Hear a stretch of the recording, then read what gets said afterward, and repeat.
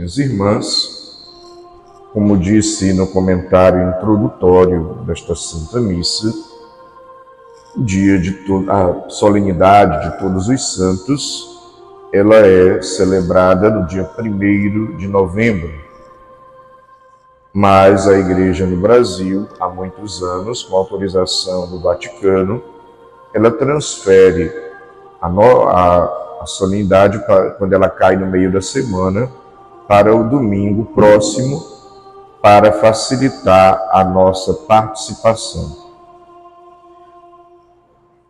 Bem, os santos, eles são a Igreja triunfante. A Igreja tem 3 estados, né? Ela tem o estado militante, que somos nós. Ela tem o estado padecente, que são as almas do purgatório, que já estão salvas e estão se purificando para entrar na presença de Deus. E tem a Igreja triunfante dos santos, que já estão na glória, participando da vida divina. No entanto, os santos ainda não estão de corpo e alma na presença de Deus, estão só em alma. Eles ainda esperam o fim dos tempos para ter um corpo glorioso, transfigurado, ressuscitado como o de Jesus. Só há uma criatura que já está em plenitude diante de Deus, com corpo e alma ressuscitados pela ação do seu Filho, a Virgem Maria. E ela já aponta para nós o que Deus deseja fazer conosco, né? Nos dá a ressurreição e nós estarmos de corpo e alma plenos, participando da vida divina. Nós fomos criados como humanidade com uma santidade originária. E esta santidade seria desenvolvida, aperfeiçoada. E mesmo que não tivesse entrado o pecado, Jesus Cristo assumiria a nossa humanidade para exatamente aperfeiçoar essa santidade em nós. Mas Lúcifer, um anjo de luz, rebelde, desobediente, orgulhoso, vaidoso, não aceitando que Jesus, que o Filho de Deus, que é a segunda pessoa da Santíssima Trindade, que é Deus com o Pai e o Espírito Santo, assumisse a humanidade, achando que isso seria indigno de Deus e não querendo servir a humanidade, ele acaba se rebelando contra Deus e com ele também arrastando nessa rebelião outros anjos que decaem e se tornam demônios. Eu estou contando toda essa história para que você entenda que com a entrada do pecado na humanidade, lembremos da figura de linguagem que o autor bíblico, inspirado pelo Espírito Santo, escreve: Adão e Eva, todo homem e toda mulher, a humanidade, tentadas pelo demônio, acabam caindo no pecado e aquela santidade original com que foram criados, eles perderam.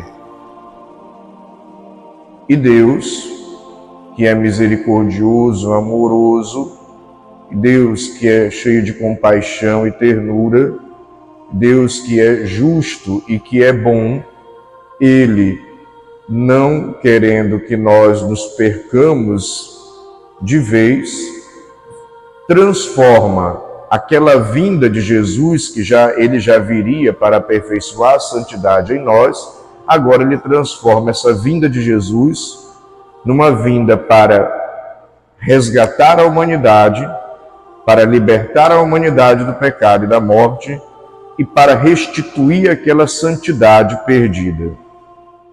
É essa a lógica teológica que nós seguimos, que nós cremos.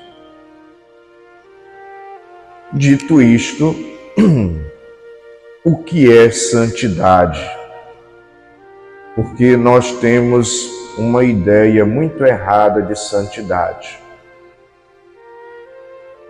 Em primeiro lugar, nós temos que saber que a santidade é um processo.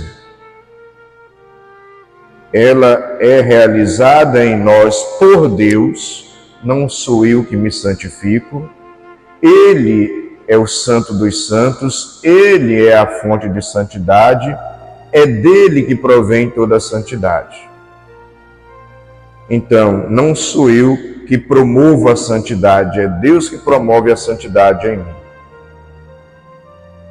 E esse processo da promoção da santidade de Deus em mim se encontra com a minha colaboração a partir do meu sim, do meu assentimento, do meu consentimento em colaborar, em deixar Deus agir em mim num constante processo de conversão.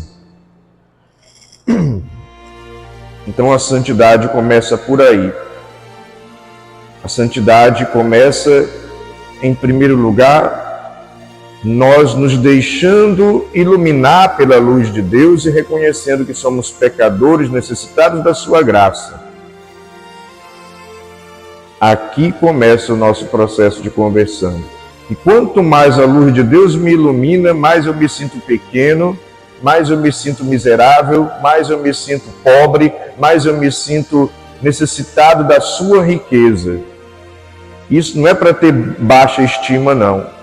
É a verdadeira humildade diante de Deus e reconhecer que diante de Deus que é todo-poderoso, nós somos nada.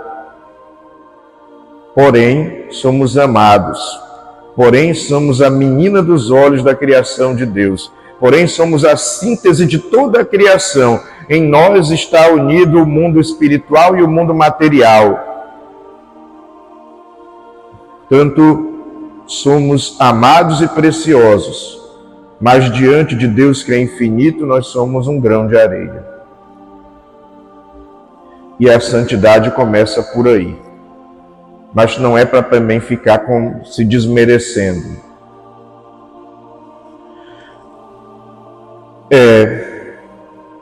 São Francisco de Sales, bispo, doutor da Igreja, nos diz nos seus ensinamentos: ninguém será tão santo que não esteja sujeito a cometer erros. Então, o santo não é alguém infalível. Para você ter ideia, São Paulo, apóstolo, ele escreve nas suas cartas que ele tinha um espinho na carne. Nós não sabemos o que era, uma fraqueza. Pediu para Jesus tirar. Já a resposta de Jesus para São Paulo foi: basta-te a minha graça. Vai caminhar com essa fraqueza aí, vai lutar a vida inteira com essa fraqueza.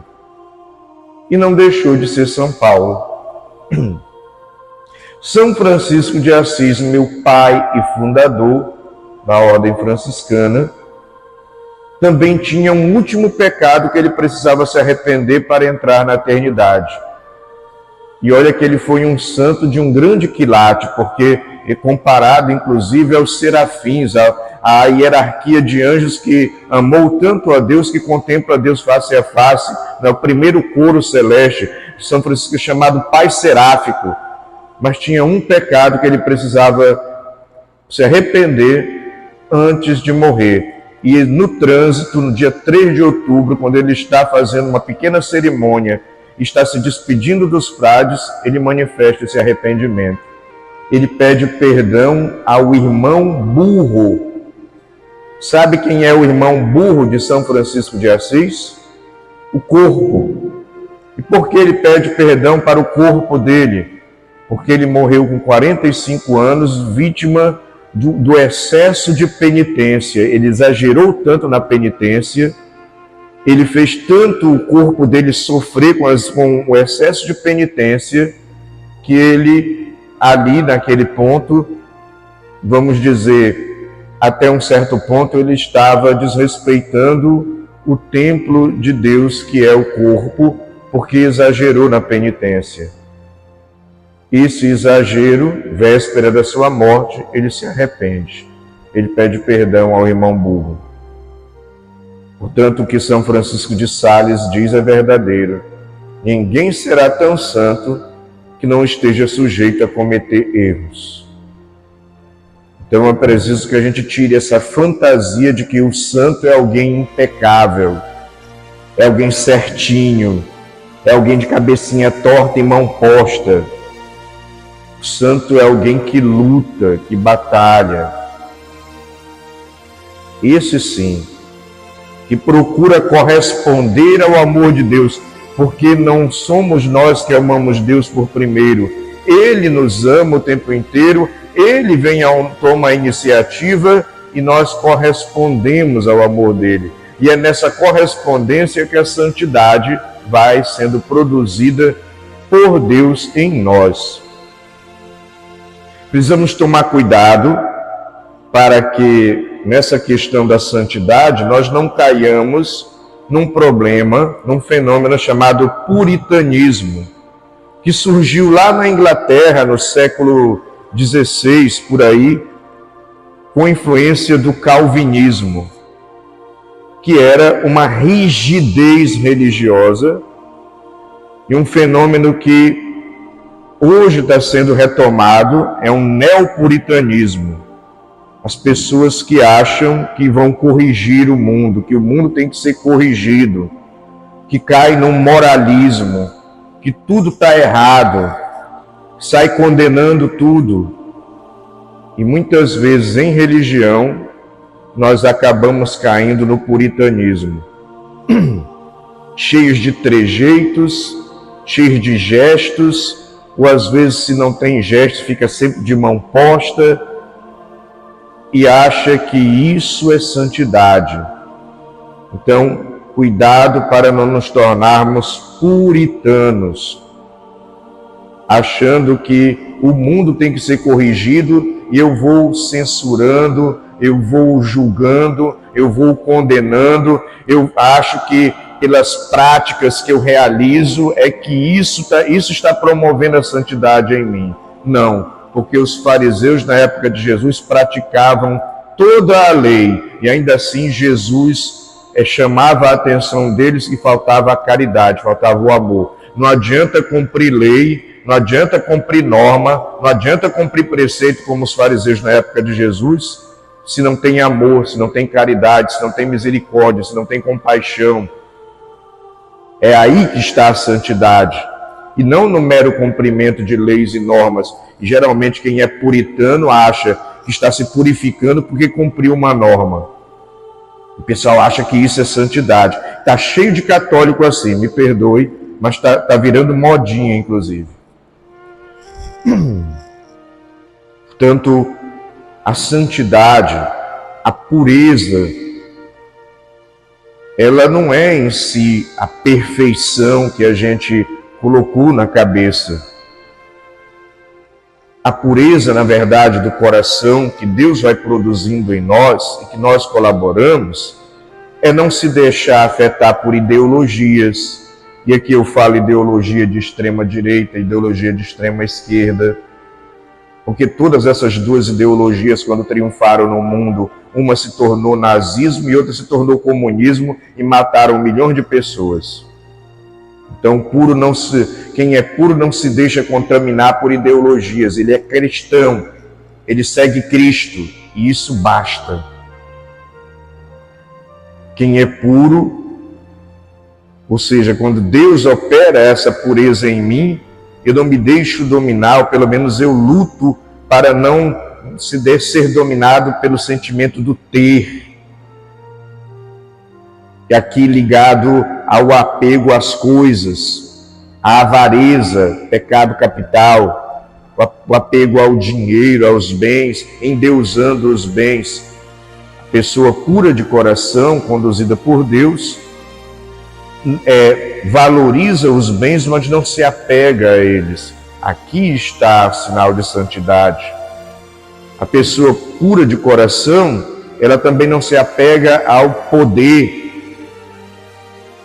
Ela sabe que o poder ele é necessário para colocar em ordem, para administrar as coisas temporalmente. Precisa existir quem exerça um poder, uma autoridade. Mas quando isso sobe à minha cabeça, eu me torno impuro. Porque em nome do poder existem disputas, e quando eu exerço o poder, eu sou autoritário.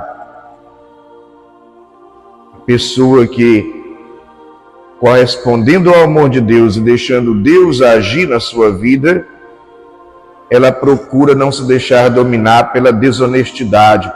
A pessoa que corresponde ao amor de Deus e que Deus opera na sua vida, faz o esforço para ser uma pessoa honesta. Aí está sendo produzido um coração puro, uma vida santa. A pessoa, de fato, para ser santa, não estamos, porque a gente acha que santidade está ligada sempre à questão sexual. Não. A pureza que gera santidade está ligada ao amor. E o amor, por exemplo, que inspirado por Deus, nos faz praticar a justiça, dar ao outro o que lhe é de direito e evitar não prejudicar o irmão, evitar não pegar o que é do outro, evitar não usurpar o que é do outro, ser justo. A pureza que gera santidade é aquela que, inspirado em Deus, nós fazemos o bem e lutamos para não fazer o mal que às vezes dentro de nós quer brotar.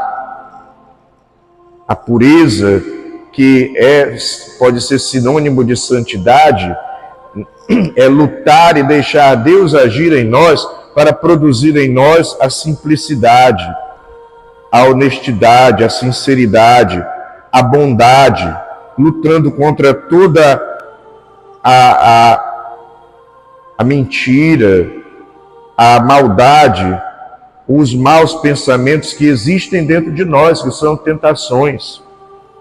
Portanto, aquele que está em comunhão com Deus, mantém o coração puro e vai deixando Deus produzir a santidade, alimentando pensamentos positivos e cortando pensamentos negativos, sempre com auxílio e com a graça de Deus. A santidade é produzida em nós a partir da nossa intimidade com Deus. Claro, vamos fazer renúncias, a renúncia do pecado. A santidade é produzida em nós através dessa renúncia, que é sacrifício. Sacrifício que nós vemos bem na cruz de Cristo, que se sacrifica por amor, que se sacrifica porque quer o nosso bem, portanto também o sacrifício porque nós queremos o bem do próximo. Aí a santidade vai sendo produzida em nós. Portanto, a santidade, ela é fruto do amor que as pessoas vão desenvolvendo na sua relação de correspondência com Deus. E esse amor, nessa correspondência com Deus, na minha vida de oração, na missa que eu frequento, na palavra que eu escuto, na novena que eu rezo, no terço que eu medito, na adoração a Jesus, na confissão que eu faço, esse amor deve me levar, nessa relação com Deus, a produzir frutos que faz com que eu perdoe, mas também que eu peça perdão. Isso é deixar a santidade operando em nós. Essa relação com Deus que faz com que eu entenda que eu preciso ser misericordioso ao invés de condenar os outros. Essa relação com Deus que faz com que eu tome consciência que eu tenho que me esforçar para ter compaixão ao invés de ser frio com as pessoas. A ter empatia, me colocar no lugar do outro, e porque me coloco no lugar do outro, ser solidário, compreender o outro nos seus limites, assim como eu gostaria de ser compreendido. Essa santidade é produzida na vida de oração, mas não uma oração mágica que eu vou rezar para negociar com Deus, ou uma fórmula que eu vou recitar, e só porque eu recitei a fórmula, agora vai acontecer algo extraordinário na minha vida. Uma oração mecânica que eu faço só por tradição. Não, uma oração que é amizade com Deus, uma oração que é abertura para Deus, uma oração que é uma intimidade com Deus, que à medida que eu rezo, eu vou dando espaço para Ele agir em mim. Porque o primeiro beneficiado da minha oração sou eu mesmo, porque eu vou me abrindo para Deus me inspirar à vontade dEle. A minha relação com Deus produz santidade na medida que eu vivo essa correspondência de amor e que vai me tornando consciente que eu devo dialogar, sabendo falar sem agredir e ouvir sem se ofender. E quando ouvir, inclusive, ouvir para o meu crescimento.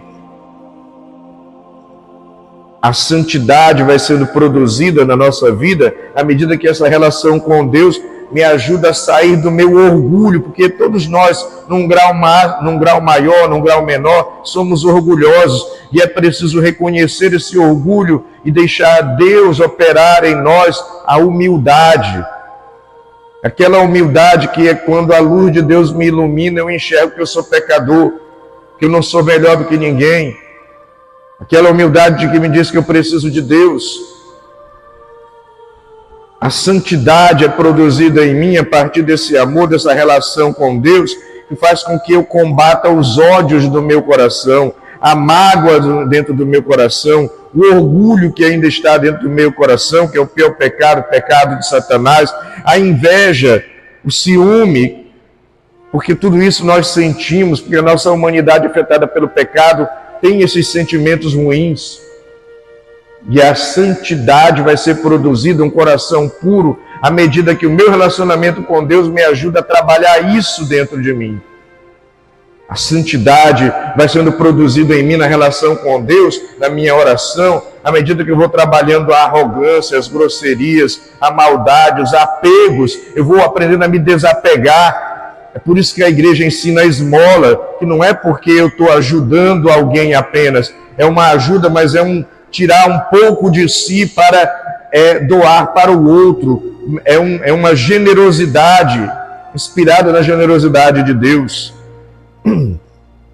A santidade dentro de nós é produzida por Deus nessa nossa colaboração de combater a gula com a temperança, ou seja, com o tempero, com o devido limite, de combater a luxúria com a castidade, com o respeito a outra pessoa sem querer usá-la como objeto sexual. A santidade é produzida em nós, a pureza de coração é produzida em nós quando eu combato a avareza, que é esse apego exagerado ao dinheiro, aos bens materiais.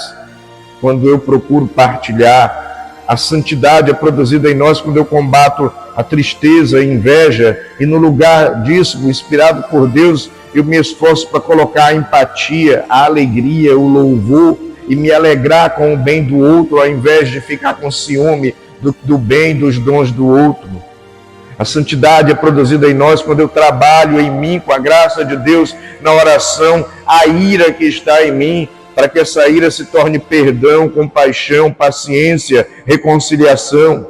A santidade é produzida em mim na minha relação com Deus, quando nessa relação me faz enxergar a minha preguiça, e principalmente a preguiça espiritual, que é o desleixo da fé, o esfriamento da fé, para que eu me torne uma pessoa em Deus, me esforçando, me sacrificando, mesmo não querendo vir para missa, eu vou, mesmo não querendo rezar, eu rezo, ou seja, a operosidade. Vencer a si mesmo com a graça de Deus para superar a preguiça, a assídia. A santidade é produzida em nós quando eu me reconheço orgulhoso e procuro trabalhar a humildade, procuro trabalhar, combater dentro de mim a arrogância. A santidade não são coisas exteriores, que a gente chama de voluntarismo. A pessoa se enche de penduricalho, põe corrente, põe cadeado, fica ajoelhado e acha que isso é santidade. Isso são gestos exteriores, isso não santifica ninguém, isso não tem poder nenhum, isso é até superstição. A santidade não são feitos de trejeitos e gestos, de mãozinha posta, cabecinha torta. A santidade, ela não é esse simplesmente um cumprimento de preceito, de norma, de regra, de tarefas. Os fariseus faziam isso e nem por isso eram santos. A santidade não é você macaquear um santo, ser papagaio de santo, imitar o santo. O santo foi santo correspondendo ao amor de Deus, deixando Deus agir nele, na época dele, no contexto dele, na história dele. Nós precisamos aprender também na nossa época, no nosso contexto, na nossa história, corresponder ao amor de Deus e deixar Deus trabalhar em nós, especialmente os pecados capitais, a nossa conversão, no amor. O amor é a santidade, é no amor que nós nos santificamos, o amor que é sacrifício que sai de si para ir ao encontro de Deus e do próximo. Cuidado com aquilo que nós chamamos de voluntarismo. Eu é que produzo a santidade porque eu me ajoelho. Eu é que produzo a santidade porque eu estou de mão posta, porque eu não bato palma na missa. Eu é que produzo a santidade, me perdoe, não estou querendo acusar ninguém, porque eu uso véu. Eu é que produzo a santidade porque eu ando de joelho fazendo promessa. Eu é que produzo a santidade porque eu rezei a quaresma de São Miguel e fiz a 1000 Ave Maria. Nada disso santifica se não tiver amor e se não transformar o teu coração e se não fizer você repensar a sua vida e corresponder ao amor de Deus. Tudo isso viram gestos que não têm sentido nenhum, porque às vezes eu faço esses gestos e me encho de orgulho. Olha como eu sou bom porque rezo a quaresma. Olha como eu sou bom porque eu faço 1000 Ave Marias. Olha como o outro não presta porque ele não faz nada disso. Esse pecado de Satanás, o orgulho, o pior pecado. Então isso não é santidade. Lei, regras, normas não santificam ninguém. São apenas balizas para que nós saibamos como caminhar, para nos orientar na caminhada cristã. E o problema de muito católico, de muito cristão, é apoiar-se em leis, regras e normas, achando que isso é santidade. A santidade está no amor, mas não é o amor do mundo egoísta para eu obter um prazer, uma satisfação afetiva. É o amor que se doa, que se entrega, que serve, que pratica o bem, que renuncia ao egoísmo, que é humilde, que promove o outro, que corresponde ao amor de Deus e que na simplicidade, na humildade, vive também a sinceridade. Aí a santidade vai sendo produzida em nós. Por isso, olhando todos os santos neste dia, você vai perceber que nós vamos reconhecer nestes santos todas essas características que eu disse na homilia. Então, o santo não é alguém para ser macaqueado, não é alguém para ser copiado como um papagaio, é um estímulo que nos aponta para nós nos relacionarmos com Deus e deixar o amor de Deus nos santificar. Eu espero que nós tenhamos o desejo do céu. Eu espero que nós tenhamos o desejo de sermos santos, mas não é uma santidade cheia de trejeitos e normas, é uma santidade que é correspondência de amor. Quanto mais uma igreja e uma sociedade tem regras nos ditando o que fazer, mais imaturo nós somos para amar. Porque, como diz São João Paulo II, o amor me ensinou tudo. O amor deveria ser a grande medida que me ajuda a respeitar o irmão, que me ajuda a ter compaixão do irmão, que me ajuda a fazer o bem, que me ajuda a vencer o ódio, que me ajuda a ter bom senso, que me ajuda a ter limites, que me ajuda a ter misericórdia, que me ajuda a ser solidário, que me ajuda a perdoar e pedir perdão, que me ajuda a ser generoso. O amor. O amor é a grande medida para a santidade. Portanto, peçamos esse dom de Deus e nos esforcemos para colaborar com Ele nessa correspondência de amor. Louvado seja nosso Senhor Jesus Cristo.